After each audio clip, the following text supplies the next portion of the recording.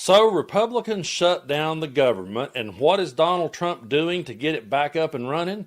Well, he's up late at night sharing AI-generated videos again, and this time he took one of my favorite songs from Blue Oyster Cult, Don't Fear the Reaper, and they put it in this AI video where they depict Russ Vought from Project 2025 as the Reaper, and then J.D. Vance and Trump is playing along. Trump's playing cowbell and Vance is playing the drums, and Russ Vought is the Reaper.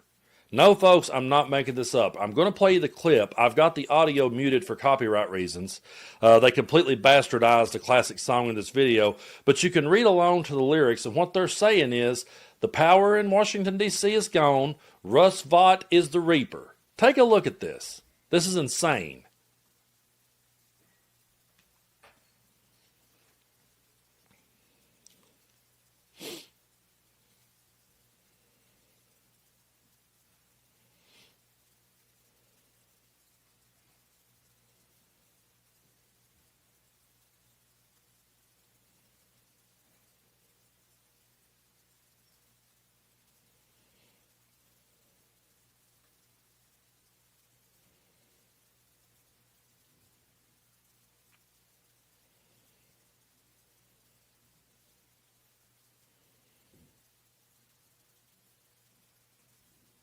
Folks, the President of the United States, while the government was shut down, was sharing crap like that.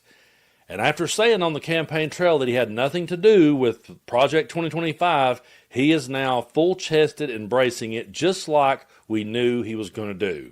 He posted this, and I shared this the other day in a video, but we're going to read it again. He put this out, and he said, I have a meeting today with Russ Vought, he of Project 2025 fame, to determine which of the many Democrat agencies, which, by the way, there's no such thing, most of which are a political scam, he recommends to be cut, and whether or not those cuts will be temporary or permanent. I can't believe the radical left Democrats gave me this unprecedented opportunity. They are not stupid people, so maybe this is their way of wanting to quietly, quickly make America great again. So he's just leaning into it now, folks. He is absolutely owning it, and he took a great song by one of my favorite bands. They completely bastardized it and put their ridiculous AI. They had their racist jabs in there against Hakeem Jeffries, and people think this is funny.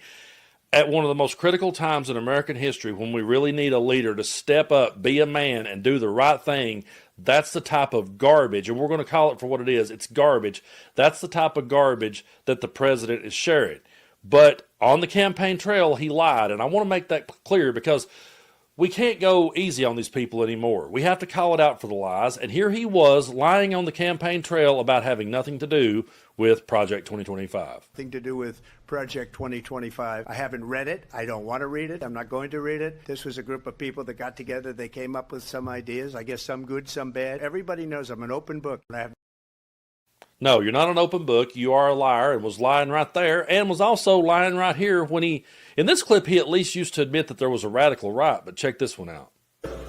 Came up with this Project 25, and I don't even know. I mean, some of them I know who they are, but they're very, very conservative, just like you have. They're sort of the opposite of the radical left, okay? You have the radical left, and you have the radical right, and they come up with this, I don't know what the hell it is. So he didn't know what the hell it was, but at least back then he was admitting there was a radical right, which these days he says there isn't one. He says the problem is only on the left and it's not on the right, and he can say that now because they got him across the finish line. And we talked about it so many times. I printed Project 2025 off. I invited special guests here on the channels. We sat and read it. We sat and broke it down. We sat and tried to wave the big red flag and say, hey, this is what's coming. We had clips of them sitting behind closed doors saying, we know that Trump has to deny that he wants anything to do with us. We know that he has to badmouth us on the campaign trail, but we also know that when he gets in office, he will do what we tell him to do. They used him as a puppet. They used him as a useful idiot. When J.D. Vance made the quotes about he's a never Trump guy and Trump may be America's Hitler, he said he might prove to be useful. And that's what they're doing here, folks. They are using Donald Trump to implement Project 2025. So to everybody out there who tried to say we were lying and we were being hyperbolic and we were trying to create hysteria and Trump didn't have nothing to do with it, I call bullshit. You all knew he was lying and you didn't care. I'm always going to put this right back on the Trump supporters and the people who voted for Donald Trump. This is what you voted for. We can't sit and say, oh, it's Trump's fault and he duped people. No, they knew what he was about. They didn't care. They wanted to own the libs. They loved seeing people like us get pissed and pointed out. They loved it. They was cheering it on. And now that their livelihoods is being threatened and now that everything they have is circling the drain, I think it's very important that we put it back and say, you did this. Because Donald Trump wouldn't be doing this if his supporters and the people who voted for him hadn't have put him in there. And that doesn't just go for the people who are the full-blown, Susan Atkins-style cult members with the marks carved in their head. That don't just go for them. That goes for the casual voter that said, I better do this because this is what Papa would have done, that wasn't paying attention. I put it on every damn one of them. So when someone says, well, I didn't know what I voted for, so you cast your vote in an election and you didn't know what you was talking about? You didn't listen to the candidates? You just didn't like Kamala's laugh? That's the best excuse you got? And so you voted for this? It's on the people that voted for Donald Trump why we are where we are at today. And in the middle of this crisis, we have a leader who thinks that sharing AI is the answer.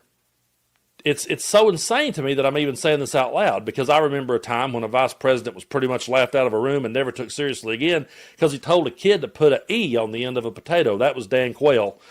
Never heard from that guy again. I don't even know if he's still alive, honestly, because he was completely done after that. It was over. But this guy just continues to do this, and I've actually had people say, well, Brando, if you guys would just stop talking about it, stop reacting to it. Oh, so we're just supposed to sit back and watch this insanity unfold and not call it out as such? We're supposed to let this become normalized?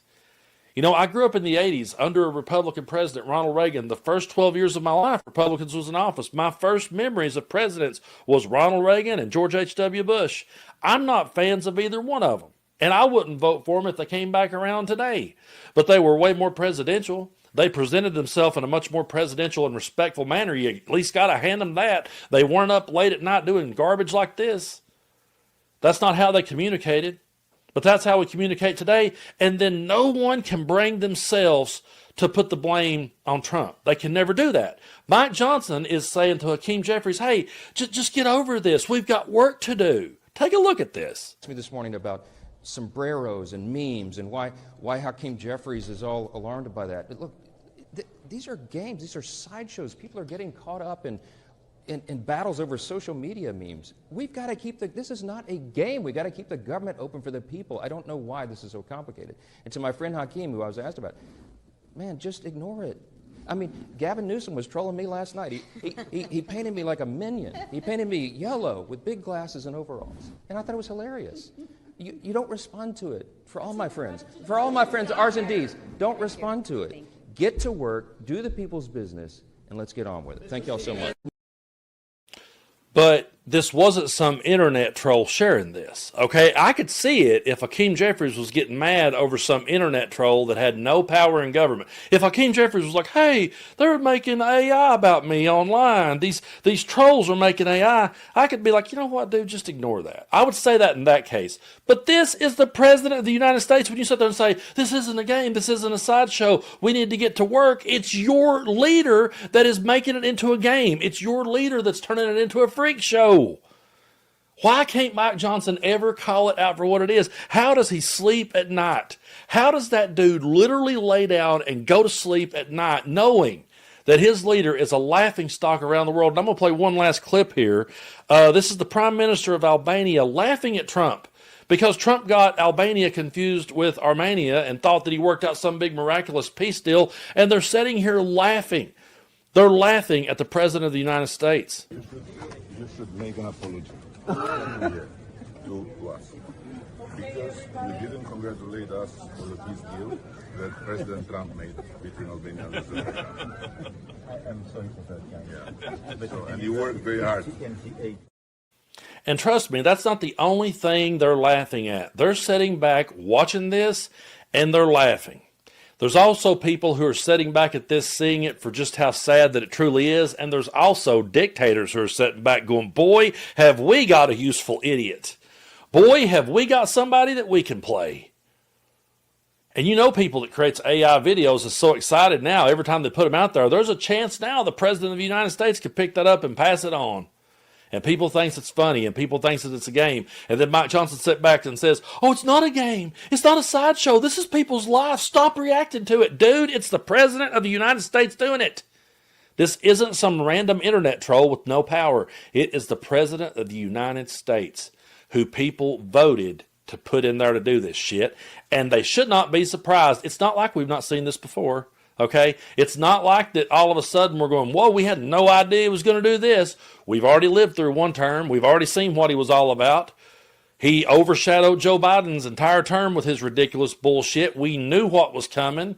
We cared. Trump voters didn't. It's on them. I'm never going to let them live this one down. If I'm an old man sitting in a nursing home staring out the window and don't remember my name, I promise you I'm still going to look up from time to time and go, y'all voted for that shit. It was on you.